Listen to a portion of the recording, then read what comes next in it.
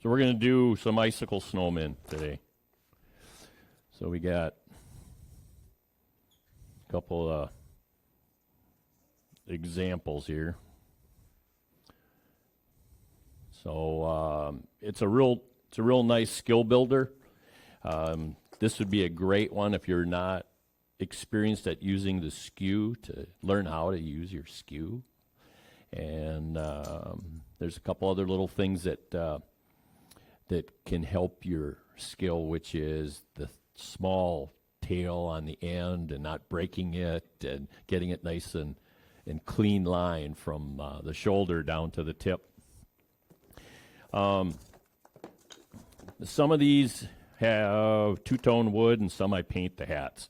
So, you know, like this has got the two-tone, and you can actually glue end grain to end grain. It'll hold up pretty well. So the key, though, is you have to size it. So take your wood blank, and then take your, like in this case, this is a piece of curly maple, and get them, rub glue on both of them, just a regular wood glue, and then let them sit for 5 or 10 minutes. And then come back and put another dab of glue on, put them on and clamp it. And that first coat of glue will get soaked into the end grain, and then it'll create enough strength and bond when the two are pushed together with the clamp that they'll hold up really well for an exercise like this. So normally, you know, you don't want to glue end grain to end grain, but there are ways to do that. If you're worried about it too, the other option is you can just put a little dowel in each one. So I mean, that's another thing. If you haven't had good luck getting it to stick, you could just pop a hole in each one and put them together. So you can turn these between centers. By turning them between centers, you have to be a little more careful when you finish it off on the end, just because it's going to be suspended between the 2 points. I do prefer to turn it with the chuck so that I can hold it, cut the tip off, and it'll sit and spin. But we might have time to do them both ways. Let's see here, what else did I have? I think thought I had a little longer one than this. Oh, yeah. Yeah, so the reason I was looking is that this one has a short top on it, and then these are a little bit longer. And this particular one, I just took a piece of wood molding. It was maple, and just cut that, and I had a couple of really cool pieces of figured wood. And this is the perfect opportunity to use up those small pieces. Oh, and then I forgot my scratch awl too. So I'm going to use this to get my, I put a little dimple in on the end. That kind of helps align the tailstock. So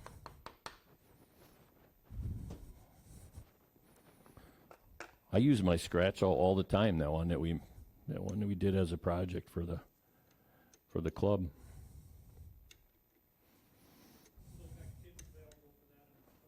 Oh, still got kits. Nice. So you just got to be close. This is going to be so skinny on this end that if we're off center a little bit, it won't matter. And we'll crank her just a little bit, snug it up.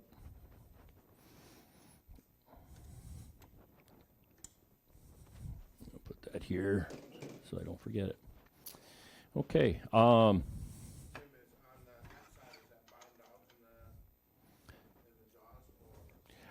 I'm actually in about 3/8 of an inch. No.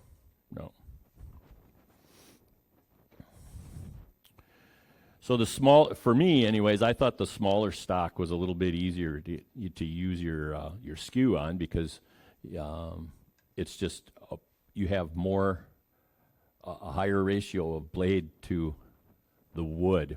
Whereas if you were turning a larger spindle, then you have almost a flatter surface, a larger curve that you're trying to put it on. So we'll rough it out, and then The other thing too is if you don't like your skew, and we can play with this a little bit. I'll probably take a couple of cuts with this spindle roughing gouge, but you can use it just like a skew. If you orient it correctly against your turning wood and you ride your bevel, it'll give you a really smooth, clean cut. And I encourage people to use their spindle roughing gouge and as a finish cut tool. Not so good for beads and the insides of bowls. All right.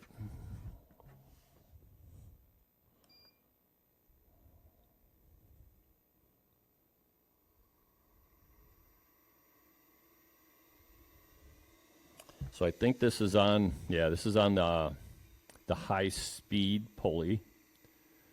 So looks like I'm rotating about 13 to 1400. Well, it's on the first one. So the big pulley on the motor and the small on the spindle means high speed, right?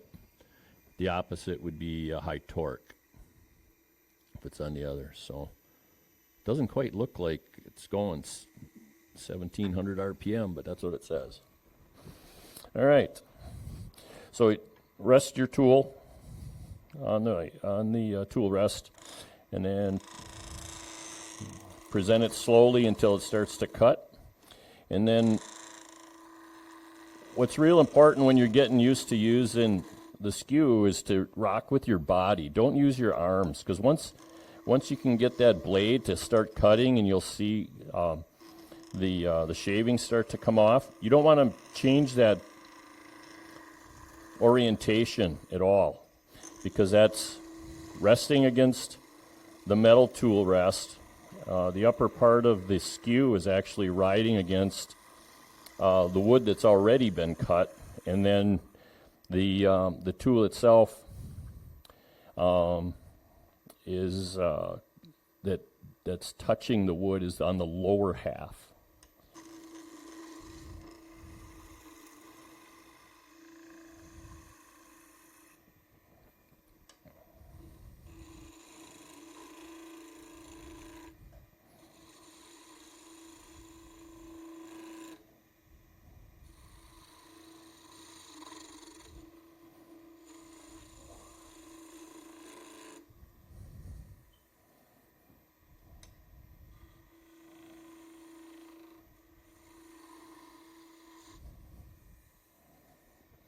Okay, we got to round it out.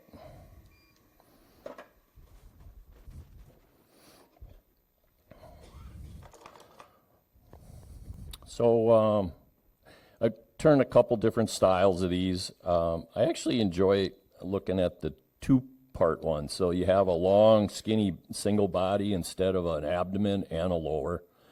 And the other thing that I like when you're kind of laying it out and designing it, I'm trying to avoid a perfect sphere for the head.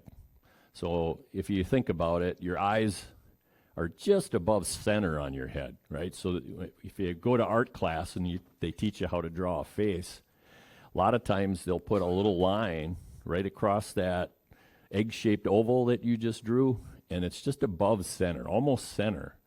If you put your eyes like the second grader and the third grader, if you put your eyes way at the top of the head, it doesn't look quite right. And if you put them down where the mouth should be, that doesn't look any good either. So what I'll do here is we'll have a little bit of a rim that'll be on the hat. And then, let's see here. We'll maybe make it about that big. I don't know, what do we got here for a diameter? So we got about just a little heavier than 5/8 of an inch. And so what I'll probably do is go about a half of an inch. Does that make sense? So if the diameter is 5/8, I'll make the height of the head is only going to be about a half. So a little less than the diameter. And that tends to be a proportion that I find appealing, and you might, have something different. I know that, You know, like Tom Carlson, we always bring him up, and he made a lot of these, and he would just make like,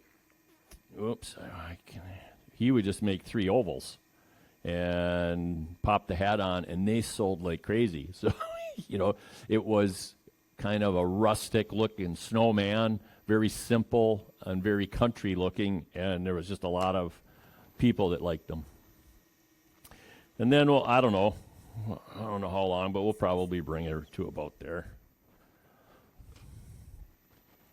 So if you're going to use your spindle roughing gouge, kind of do the same thing, where you're going to rest it on the tool rest, and then you bring it down until you know, you're riding the bevel a little bit, and I'm going to pull the handle toward me until I can start feeling the edge grab. And then I'm going to freeze it and just move my body. And so this is one of my favorite tools for getting nice, clean, long spindle cuts.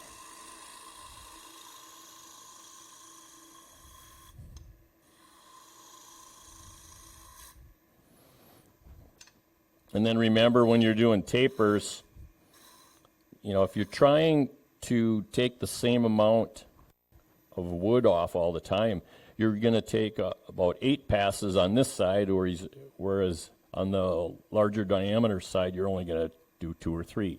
So it's a good practice to run a couple of extra passes down on the skinny side and then work your way up to the larger diameter, and that'll help your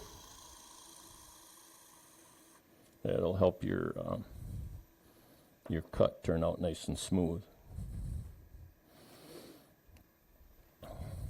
So I'm going to use the parting tool to cut just a little bit below the hat, and then above the rim. That's where most of it I'll take. So if you think about a hat, most people's heads are just a little smaller diameter than their hat. When it's the opposite, it looks really funny. That was a joke.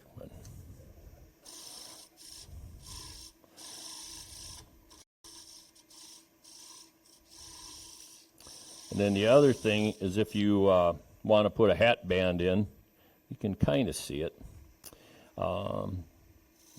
You can make it 3-dimensional.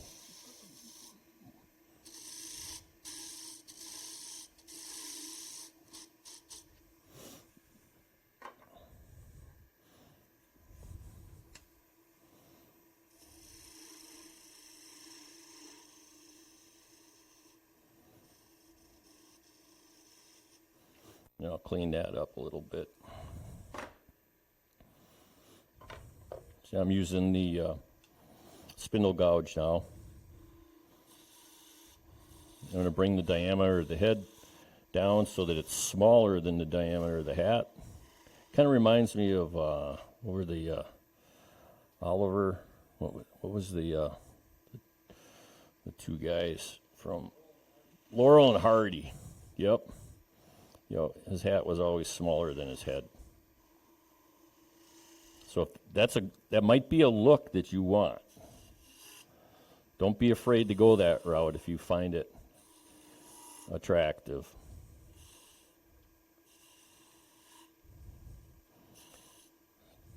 So if I start in the middle of the head, and then I just real slowly rotate the tool while I push in, I can get the bottom curve. And then again, I'm going the other way. I'm in the middle of the head, riding the bevel, pulling it back till it just starts to cut, and then roll the tool, and then just stop lightly up underneath the hat. So I have a little bit of glue and white wood under the hat. I'm going to do something. Oh, it's kind of dark here. My eyes aren't what they used to be. So I'm just going to try to clean the light wood off underneath here so that we have the dark wood exposed.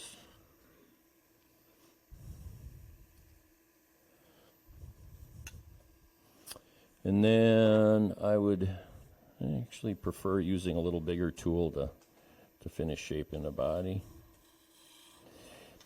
The bigger the tool, the easier it is to have a long, smooth surface cut.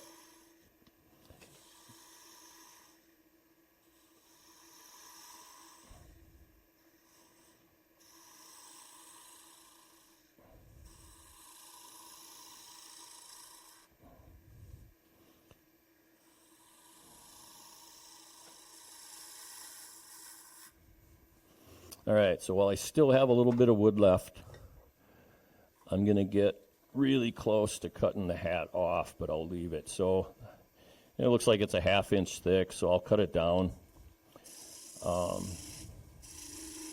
So I'll maybe have about a little better than a quarter, maybe 3/8 of an inch on the top. If you want the top of your hat to be round, go in at an angle. Give yourself some room first, so that you have enough space to roll it around. I'm coming in at an angle right at the tip of the hat, and I'm rolling the tip here a little bit, and then I'll stop it right about there. I'm going to clean up the hat band.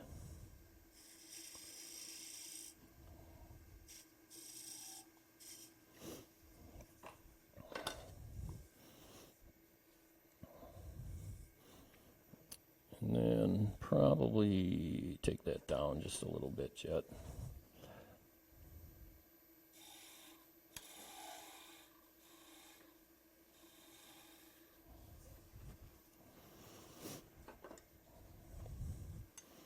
Then I'll finish rolling the shoulder.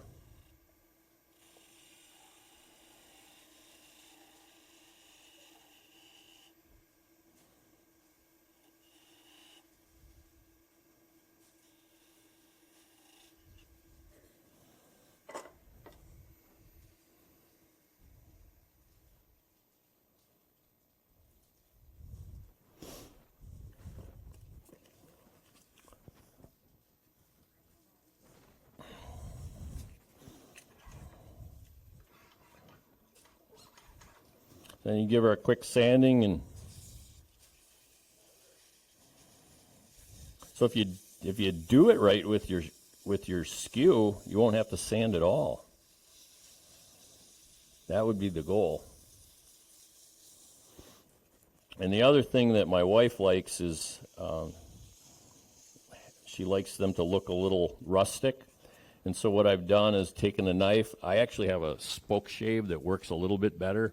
But when it's you turn your lathe off, you take your spoke shave and you just take a pass and rotate it, take a pass, and then you kind of get a rough outside edge, and then you can paint that, sand the paint back until you have highlights of alternating wood grain and paint.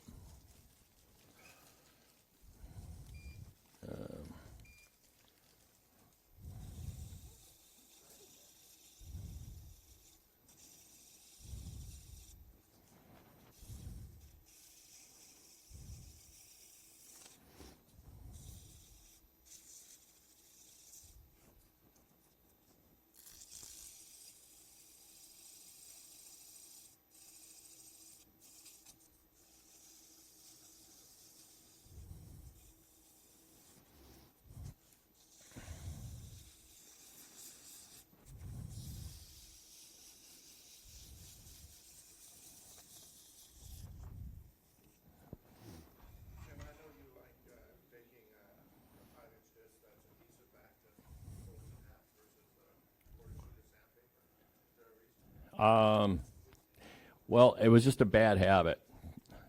So initially, my favorite sander was a 5-inch disc that in Ellsworth's book, he made a sanding pad out of a 5-inch automotive disc. He put 3/4-inch foam on it, glued it with contact cement, and then he sprays Artist Fixative on the foam. And then I bought these in rolls, because you can get, I don't remember how many. I didn't bring a roll, but there's 100 or 150 in a roll.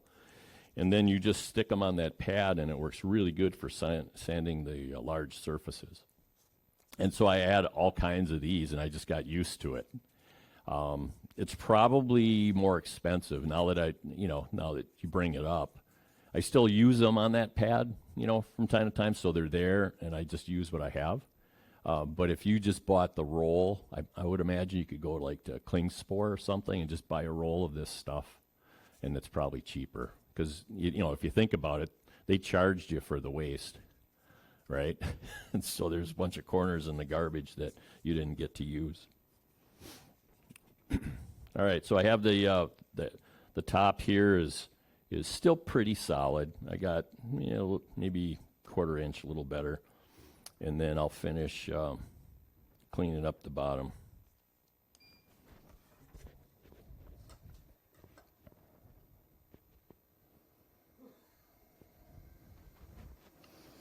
So try to keep it nice and uniform on that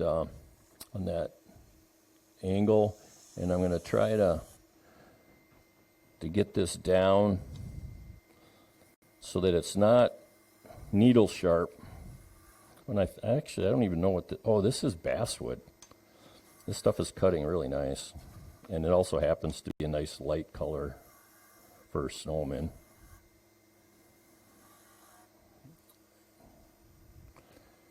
Let's see here. Can you see that okay?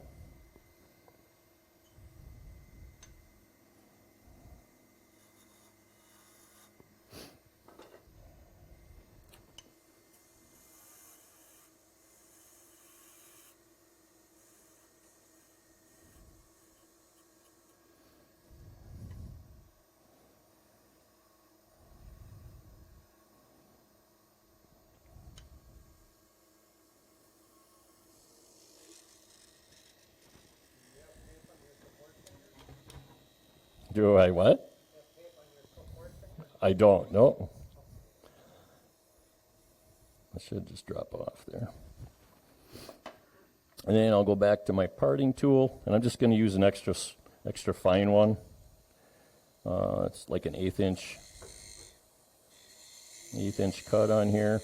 And so this is, obviously I have it held in the chucks, so it's going to hold on real nice like that, and then I'll part it off.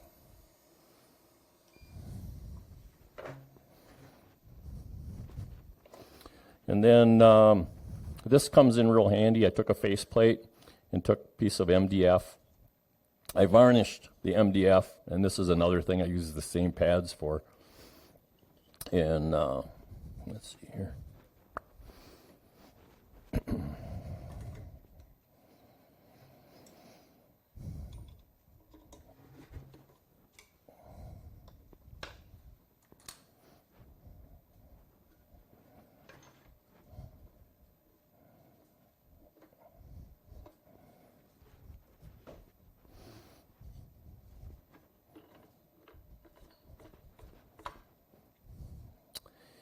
Yeah, I'm going to want this really slow.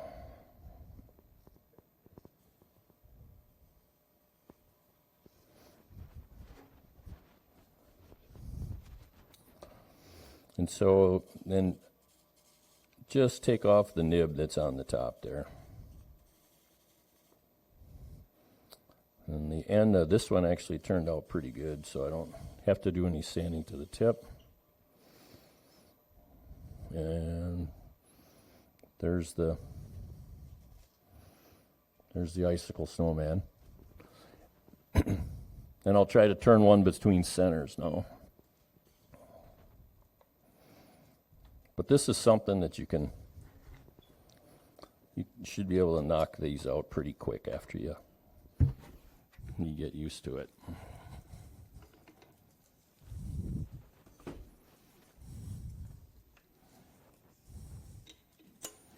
And let's see here.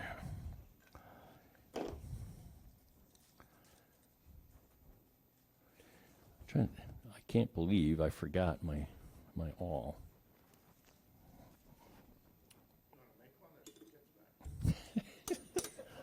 Right?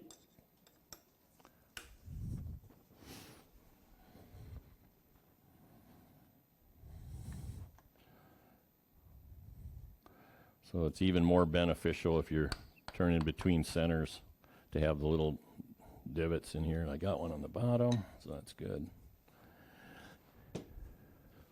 I tried turning this with a safety drive, and the one that I have is spring-loaded on the tip, and then it's just got the smooth shoulder on it, so it looks just like the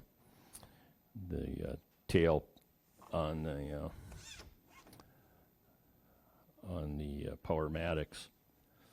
And everything went well until I got down really small, and I'm getting ready to cut the tip of the icicle on, and the spring from that pushed it into itself. So the soft basswood actually like compressed, and it shrunk, and it didn't work out. So I'm like, well, make a note to self, don't use basswood with the spring center.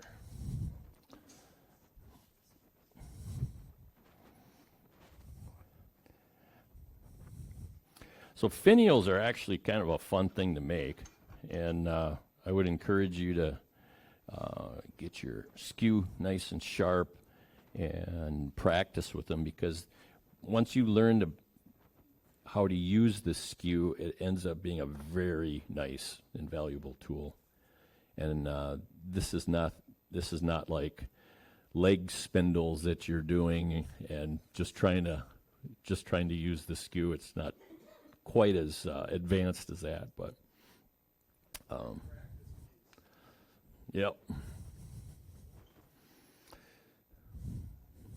Okay, so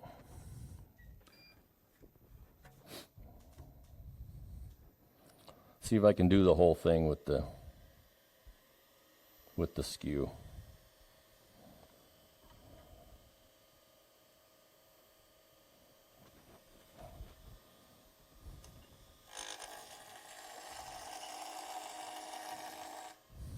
And again, you're gonna, rest it on the tool, and then bring it down, and then try to get that bevel to ride on the wood as the leading edge of the skew is cutting, and then rock your whole body over so that you're not changing the angle. I'm like cutting above center, so it's yes. So I have the tool rest is just under center, and then where this contacts it is probably just over center. Does that make sense? And a lot of it just depends on your height and how that's going to line up, but frequently the work is below your, is down lower, and your cutter is probably going to be above.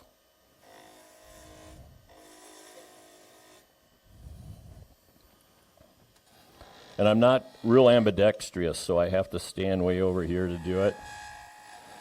And now I'm getting this chatter, so there's vibration that's kicking in. And you can slow that down a little bit if you just provide a little bit of pressure with your hand on the wood. Oops, I went off the tool rest. That's another option. Go off the tool rest.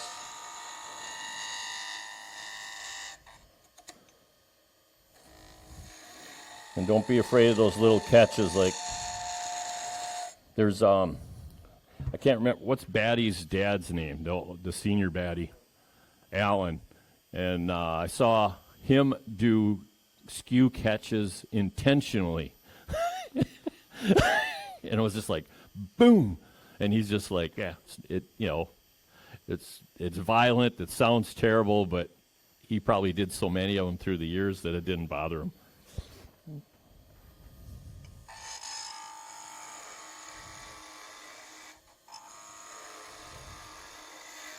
So this is hard maple. It's cutting slower than the basswood that I had on the previous one.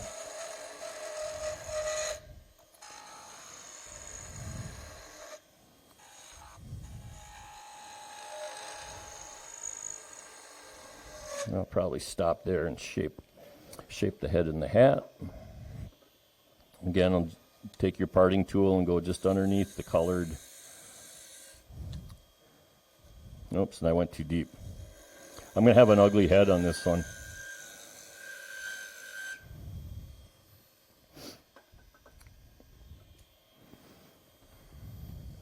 Or actually, I should just do it with the skew like I said, right? Okay, I'm going left-handed now. And I'm real slowly kind of coming into the gap that I made. I'm really close to the heel on the cutter so that when I get to the end of my cut, it doesn't take the rim of the hat off.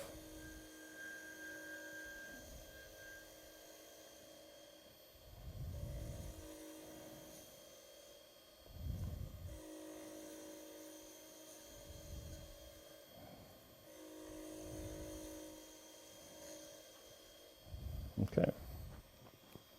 So now, in order to get that snowman, I have to work away at.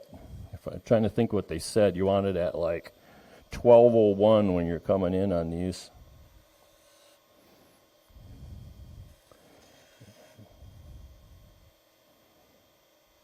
I have actually gotten nice spirals too out of with the skew.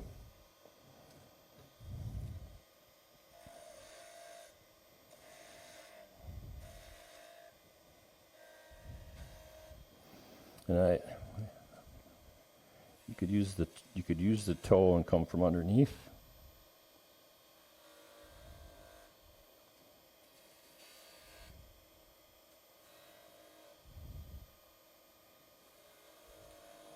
Just trying to get rid of that little bit of a waist at the intersection between the head and the bottom of the hat.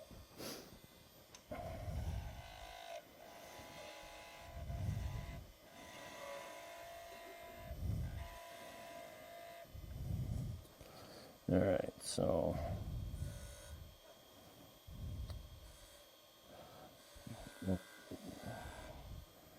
we'll work back and forth on this to get the V.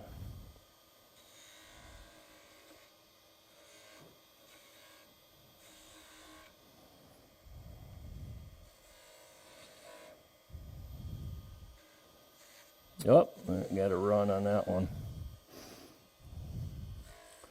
So ride the bevel and then rotate the tool and the heel of the skew down into the V that you just carved in.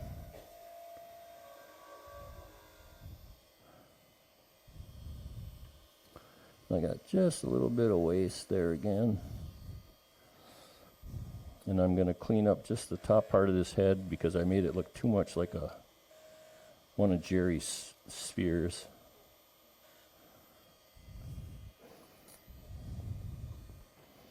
And I think I'll stop there.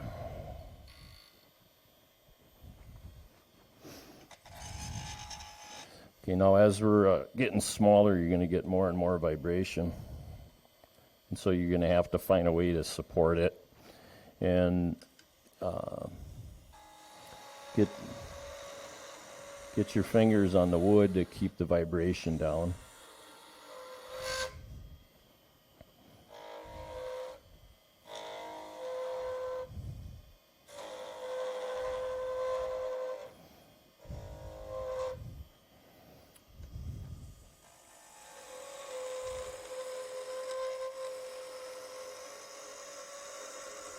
I'm not gripping it so hard that, like it's burning my hand. So there is a balance.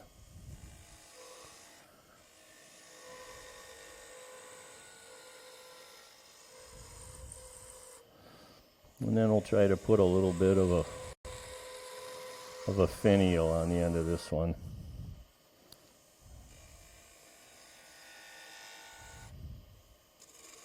Oops. I contacted the wood before I had it on the tool rest that time.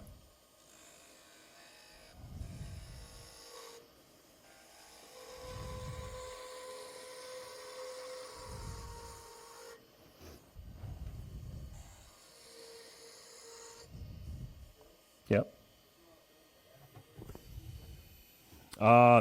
Yes, thank you, Joe. Yeah, yeah, that's right. This, yes. Yeah, let's see here. That looks pretty good.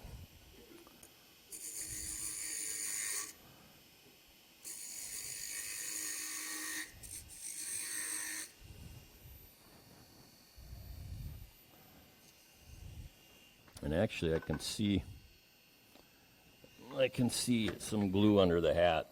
I have a real small bull gouge, or not bull gouge, a spindle gouge right here.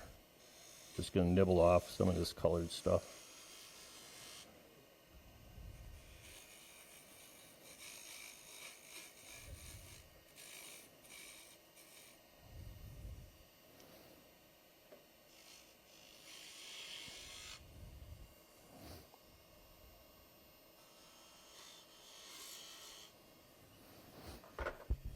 All right.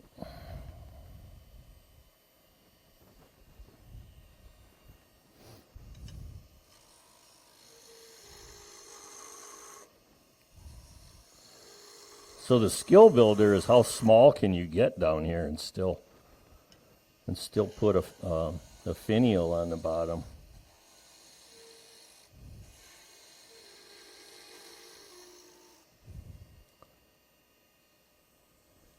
So I'm going to leave it like that until I'm done cutting the finial.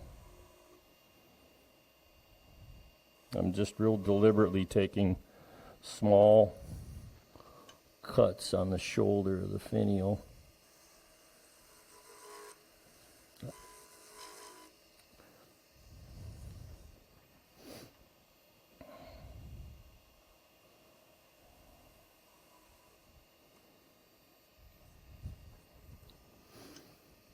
And then we'll have another narrow spot on this end. I'm hearing a little bit. That vibration is actually the square shoulders that are out here, touching the skew.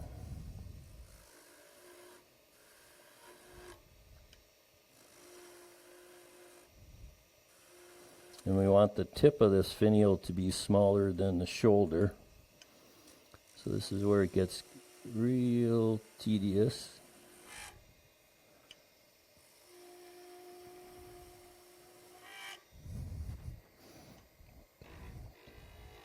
But it's a fun thing to do. Like I said, build your skills. So I'm backing it with my left hand. That's getting pretty close. I think I'm going to clean this up a little bit.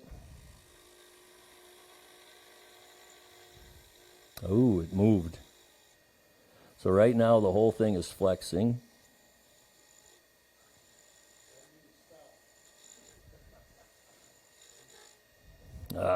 We can make it smaller.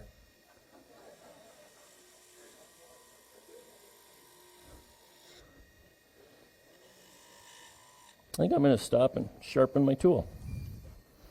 So, right now, let's see. Listen to a word from our sponsor. Cleat?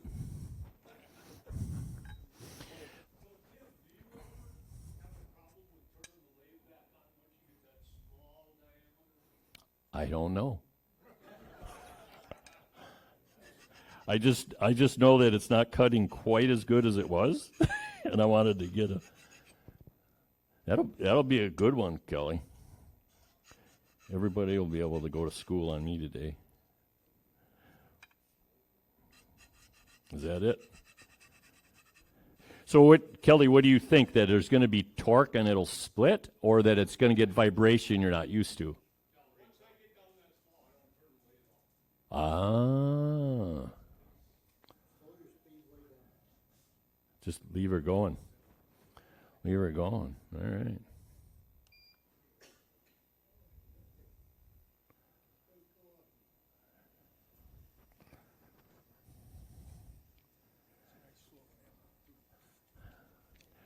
prinker quick. Is that what you said, Cleet?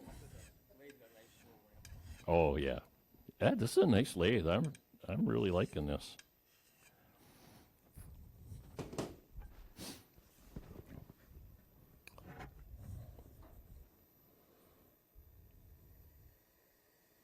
You know what else too? I got to do a little sanding now too, because it'll never be able to do it if I get it any less.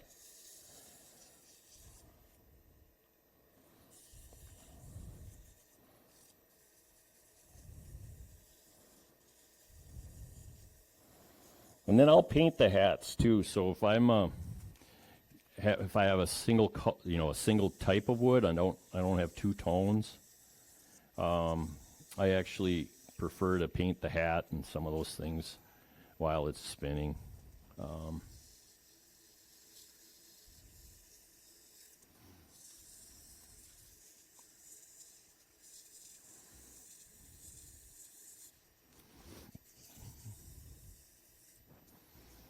You could put a hat band on there with paint. It doesn't have to be a three-dimensional one. I'll take off the sharp corner on the hat, and then on the rim. Oh, I didn't clean that up very well either. Maybe I'll be able to do that. Right on the top of the brim, where the brim meets the barrel of the hat, I got some fuzzies in there.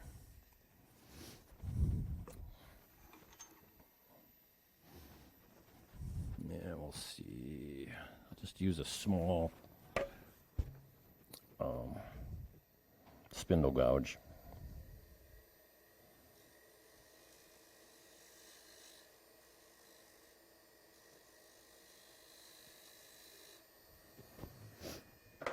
All right, back to the skew.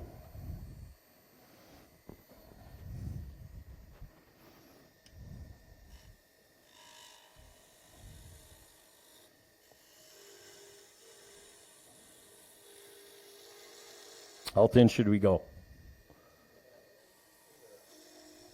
What's that? I'm there. Oh, no, we can get smaller than this.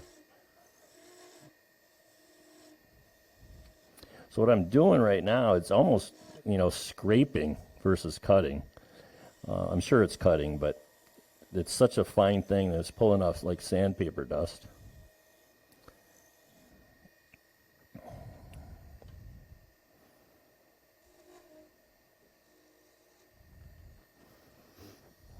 And now I have to just catch the heel a little bit, because right above this teardrop that's on the end, is it just, oh, I got her. There we go. So now I can finish my my onion.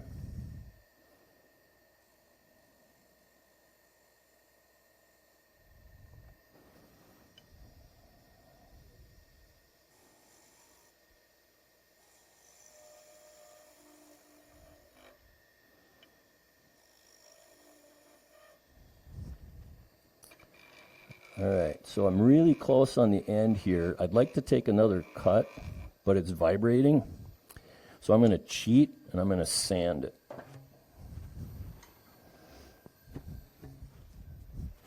So right on the tip, ooh, look at that, see? Just get that cleaned up a little bit.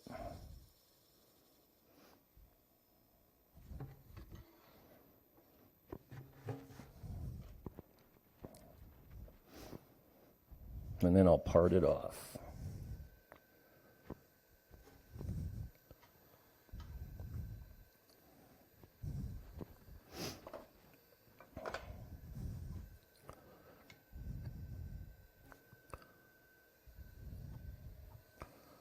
I just need a little more room for my fingers.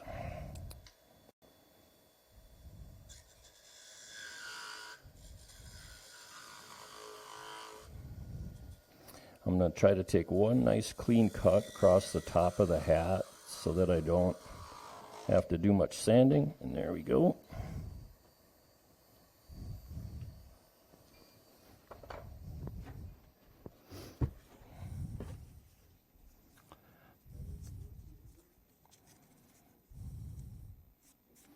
So I got just a little bit of a nib here from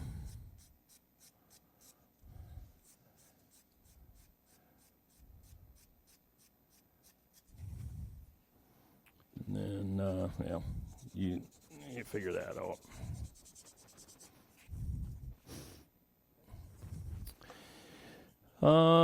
Let's see, what else was I going to talk about? So we talked about Al's fancy eyelets. I have a semi-fancy eyelet, so I only have one hole, because when there's three, I never know which one the ribbon goes through.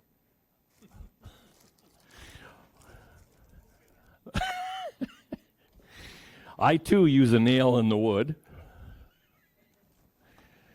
But, in fact, if somebody, I got a bunch of this wire. So this is, let's see here. I think this was green,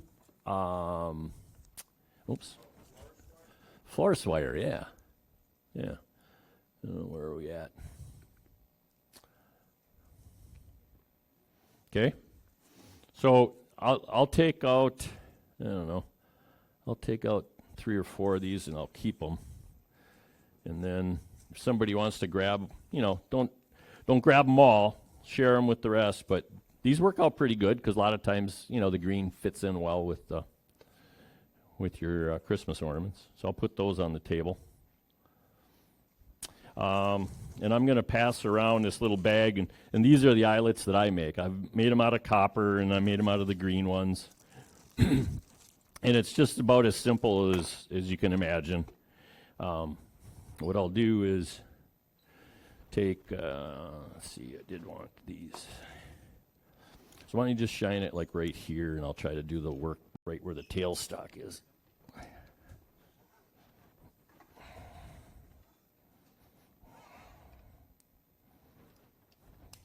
And I meant to bring a clamp just so that I don't have to worry about holding this. We'll see how this goes. So all we want is just, 2 inches maybe. Make them as big as you want. I'm using, I think this is a 16 penny nail. So if that gives you any clue as to how big a diameter, that seems to work out pretty good. And then the one thing I found out right away is on the tip of the nail, when they make them, they like cut them. And there's these little shoulders on there, and you have to take those off. Because if this is the factory tip on the nail, that point actually is just a touch wider than the shank of the nail, and you won't get your little eyelet off. So I use the wire cutters, needle nose, and then my favorite is just the vice grips, because you gotta hold on to these. And once you get them on with the vice grips, it's just a cinch.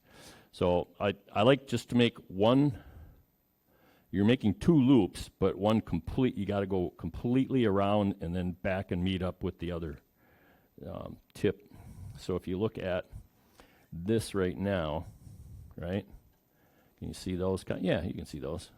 Okay. So what I'll do is when I'm this far is I'll just bring the 2 tips together so they're about the same length. Like that. And then I take my needle nose, and then this is where all the work comes in. Once it grabs on, and you don't have to worry about it. And then it's just like that.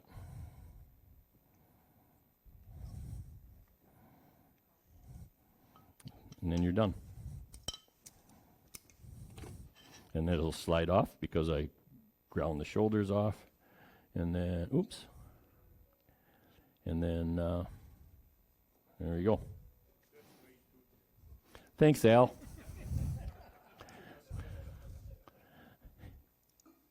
And then the copper, I got brass if I wanted. I ended up finding some brass wire, and that worked out pretty good.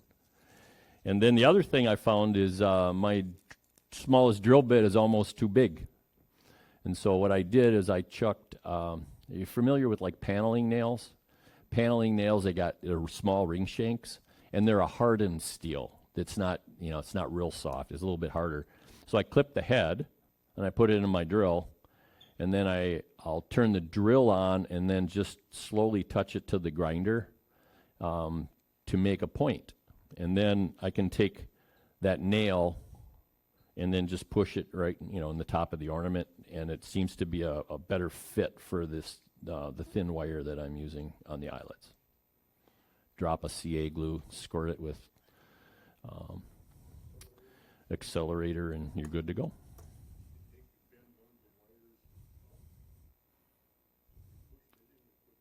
Oh, like a fish hook. Ah, did you everybody catch that? So Al said, can you get this one rolling? I don't know if I'm, probably can't see it against my blue. Let's see here.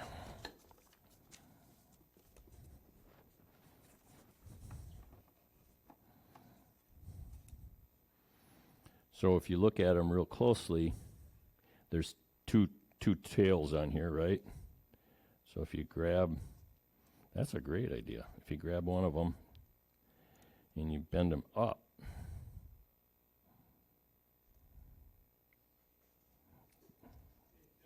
yes. I got to give credit where credit's due on that. About 23 years ago, I learned that trick. All right. Let's see. What else did I have? Oh, and yeah, I mean, we could have. I like shellac, especially if you're going to be painting these. It's a good idea to give it a douse of shellac. That'll seal the wood when you go to paint the eyes or the buttons or things like that, and you're putting it on sealed wood. You'll get a better result over time. Because especially like the basswood is so open grain that if you touch it with a little bit of black, it might look like a female mascara run all the way across the eyes. Yeah, which might be the look you're going for. It could be the early morning, look. But yeah, I if I'm going to be painting it and adding more colors to it, I do like to seal the wood. And it's if you're done with the head, the hat, and the body, it's real easy to give it a quick douse and use a paper towel to take off the excess.